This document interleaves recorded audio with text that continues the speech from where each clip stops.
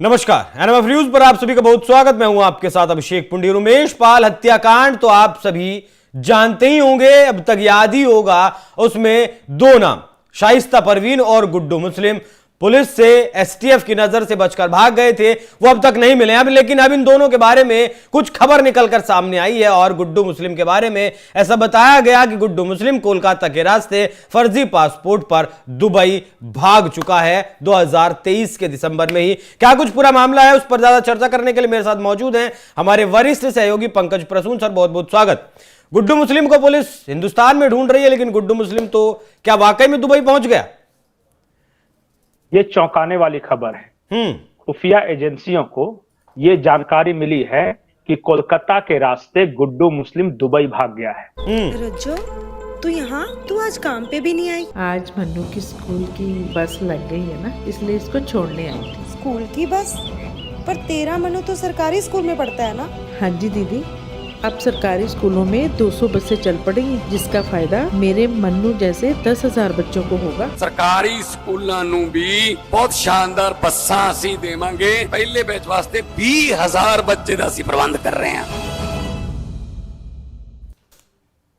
गुड्डू मुस्लिम अतीक अहमद का right hand था, और सिर्फ अतीक अहमद का नहीं, जितने भी बाहुबली हुए हैं पूर्वांचल के, चाहे मुख्तार अंसारी, अतीक अहमद, धनंजय सिंह, अभय सिंह, और किसी जमाने में तो ये परछाई हुआ करता था श्री प्रकाश शुक्ला का राइट हैंड। ये सारे बाहुबलियों का राइट हैंड था। और उमेश पाल हत्याकांड के बाद इसकी तस्वीरें जो आप दिखा रहे हैं पूरे भारत के हर टेलीविजन चैनल पे चली थी, हर यूट्यूब चैनल पे चली थी। और अलग अलग तस्वीर चलने के बावजूद हर railway station, airport, bus stand पे इसके तस्वीर लगे होने के बावजूद ये फरार है। आज तक पता नहीं चल सका ये कहां है। जो खुफिया सूत्रों के हवाले से जो जानकारी आई है वो ये आई है कि कोलकाता में इसने सैयद वसीमुद्दीन नाम से फर्जी पासपोर्ट बनाया। और सोचिए कि एक आदमी प्रयागराज में कांड को अंजाम देता है, उमेश पाल की हत्या करता है, और वहां से भागकर चला जाता है आयशा नूरी के पास मेरठ, अतीक की जो बहन थी, और वहां के सीसीटीवी फुटेज में आता है। उसके बाद आता है दिल्ली, और दिल्ली का सीसीटीवी फुटेज में आता है, और न उत्तर प्रदेश की पुलिस पकड़ पाती है, न दिल्ली की पुलिस पकड़ पाती है। और अब खबर आई है कि 6 दिसंबर को, जिस दिन बाबरी विध्वंस की बरसी थी, उसी दिन ये कोलकाता एयरपोर्ट से सैयद वसीमुद्दीन के नाम से फर्जी पासपोर्ट बनाकर दुबई भाग जाता है। हैरानी नहीं हो रही इस कहानी को सुनकर? ये बॉलीवुड में खराब से खराब जो स्क्रिप्ट राइटर है ना, इतना लूपहोल्स वाली कहानी नहीं बनाता। अच्छा बताइए कि ये सबसे बड़ी बात कि ये कलकत्ता एयरपोर्ट पे गया होगा और कितना ही भेष बदल दे, कुछ तो इंटेलिजेंस इनपुट होगा। सोचिए ना कि ना बंगाल पुलिस के पास कोई इनपुट, ना उत्तर प्रदेश पुलिस के पास, ना दिल्ली पुलिस के पास, और ये आराम से भाग गया। बहुत सारे ऐसे लोग हैं जो ये सवाल पूछ रहे हैं कि वास्तव में भागा या भगाया गया। कहीं ऐसा तो नहीं है कि अतीक अहमद के साम्राज्य को निस्तनाबूद करने के पीछे गुड्डू मुस्लिम था और उसी का अभयदान इसे दिया गया?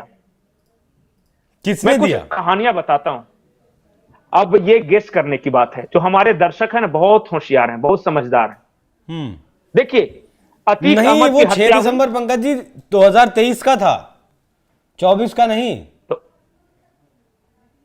सोचिए, तब तो और खाता, तब तो उस वक्त और हाईलाइट मामला था, और उस वक्त तो ताजा ताजा इसका चेहरा होगा। फरवरी में हत्याकांड हुआ था और दिसंबर में, ये खबर जो सूत्रों के हिसाब से है जी। अच्छा, एक चीज मैं और बताता हूं कि पता है, जब इस देश में कोरोना फैला हुआ था, एक मौलाना साद की बड़ी खबर थी। मौलाना साद नाम सुना है जी? कांजला वाले? उसका आज तक पता चला कि क्या हुआ उसका? नहीं। गुड्डू मुस्लिम का आज तक पता चला कि क्या हुआ? नहीं। अतीक की वाइफ का आज तक पता चला कि क्या हुआ?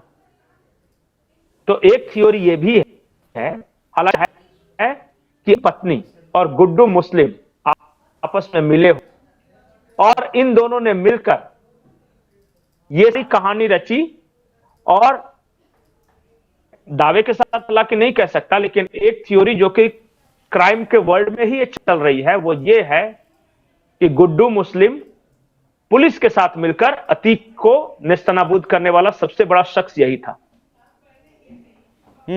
और इसलिए न इसे पकड़ा गया, न अतीक की पत्नी को पकड़ा गया, और इससे जो भी नजदीकी लोग थे सब आज बरी हैं। कहीं बरी नहीं है, लेकिन कहां है किसी को नहीं पता। और सब नहीं, कहीं ना उमेश कहीं पाल से हत्याकांड को अंजाम थोड़ी दिया जाता अगर गुड्डू मुस्लिम पुलिस के साथ होता।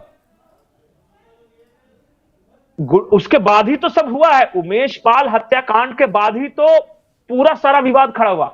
उमेश पाल को सबसे पहले गोली मारी, उन्हें ऑटो में डालकर ले जाया जा रहा था अस्पताल के पास, फिर जाकर गोली मारी। और ये जो तस्वीर आप दिखा रहे हैं ये गुड्डू मुस्लिम है। अतीक का सबसे छोटा बेटा जो मारा गया झांसी के पास जो एनकाउंटर में, वो भी इसमें इन्वॉल्व था। और ये जिस तरह बम बरसा रहा था, आपने सीसीटीवी फुटेज शायद देखा होगा, ये एक्सपर्ट था बम बनाने का। और इसलिए जितने भी पूर्वांचल के डॉन थे सबके साथ ये काम कर चुका था। डॉन खत्म होते गए, गुड्डू मुस्लिम को कभी कुछ नहीं हुआ। वो तो बम बनाने का काम करता था, क्योंकि जिसके साथ नहीं जिसके साथ इसने काम किया वो डॉन मारे जाते रहे एक एक कर। अतीक के संपर्क में आया, अतीक बर्बाद। उसके बाद मुख्तार अंसारी के भी संपर्क में आया, मुख्तार अंसारी बर्बाद। उससे पहले श्री प्रकाश शुक्ला के संपर्क में आया, श्री प्रकाश शुक्ला बर्बाद। और एक कहानी यही है कि जो अतीक का जो एक बेटा था वो गुड्डू मुस्लिम को लेके बहुत कुछ जानता था, और आपस में कुछ झगड़ा भी हुआ था इनका। अच्छा। और अंतिम शब्द याद कीजिए, जिस दिन अतीक मारा गया था, अतीक का भाई अशरफ बगल में खड़ा है, हाँ, और अशरफ मुंह खोलता है मीडिया के सामने, ये जो गुड्डू मुस्लिम है, तब तक धड़ाम दोनों की खोपड़ियां उड़ गई। क्या बोलना चाहता था ये जो गुड्डू मुस्लिम है? आखिर गुड्डू मुस्लिम के बारे में अशरफ क्या बताना चाहता था, आज तक पता नहीं चला। आज तक नहीं पता चल पाया। ये गुड्डू मुस्लिम बहुत संदेहास्पद रहस्यमय शख्सियत है, और कई तरह की कहानियां प्रचलित है गुड्डू मुस्लिम के बारे में। सोच रहे 1997 गुड्डू ने सबसे पहले गेम्स टीचर एक फ्रेडरिक जे गोम्स की हत्या की, और 17 साल उम्र से यह काम क्राइम की दुनिया में है, 17 साल। और ये जब जेल में था तो इसकी जमानत अतीक अहमद ने कराई थी समाजवादी पार्टी के जमाने में, और वहीं से ये करीब आया था। और बिहार के माफिया हो, उत्तर प्रदेश के माफिया हो, श्री प्रकाश शुक्ला हो, मुख्तार अंसारी के लिए बम बनाना हो, धनंजय सिंह के लिए अभय सिंह गैंग का हो, कोई ऐसा नहीं है बड़ा जो क्रिमिनल है जो गुड्डू मुस्लिम से मदद नहीं लेता था। और देखिए गुड्डू मुस्लिम अब कहा जा रहा है कि ये दुबई भाग गया। बिल्कुल, सूत्रों से खबर है, इस खबर की कोई पुष्टि नहीं है, पुख्ता नहीं है।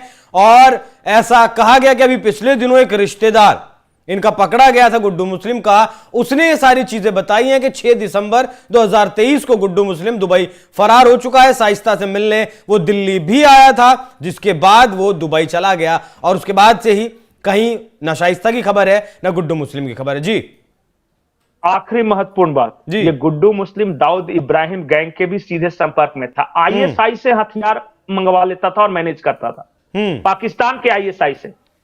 इसे दुबई में जाकर छुपा लेना कोई बहुत बड़ी बात नहीं, मतलब गंभीर विषय नहीं है और बहुत मुश्किल काम भी नहीं है। तो उमेश पाल के साथ उनके 2 गनर की हत्या हुई थी फरवरी में 2023 में, जिसके बाद से शाइस्ता परवीन गुड्डू मुस्लिम फरार थे। और आज जब हम आपसे बात कर रहे हैं 18 जनवरी 2025 में, अभी तक भी ये लोग फरार हैं। गुड्डू मुस्लिम दुबई में हो सकता है भाग चुका है। शाइस्ता परवीन का हालांकि इतना भी कोई इनपुट नहीं है कि शाइस्ता परवीन आखिर कहां है। अब देखना दिलचस्प होगा कि एसटीएफ को जो चकमा देकर ये भागा गया है, उसके बाद एसटीएफ क्या कदम उठाती है, या फिर इसकी सही लोकेशन का एसटीएफ या यूपी पुलिस पता लगा पाती है। पंकज जी बहुत बहुत धन्यवाद। दर्शकों चर्चा कैसी लगी कमेंट कर जरूर बताइएगा। नमस्कार।